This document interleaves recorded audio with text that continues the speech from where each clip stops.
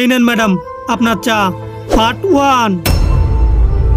Madam এই ফটোটা কার আর আপনার ফোনে কি করে আসলো? এটা আমার হাজবেন্ডের ফটো। মানে ওর বিয়ে হয়ে গেছে আর এটা ওর ওয়াইফ। আরে মনোজ, কি হয়েছে? তুমি এত ঘাবড়ে গেলে কেন? আমি এই কারণে ঘাবড়ে আছি ম্যাম, কারণ আপনার ফোনে যে ছবি আছে এটা আমার দাদা হয়। এক মিনিট মনোজ, কি বলতে চাইছো তুমি? আমার হাজবেন্ড তোমার দাদা হয়? কি সব বলছো? না না ম্যাডাম, আমি ভুল কিছু বলছি না, আমি একদম সত্য কথা বলছি।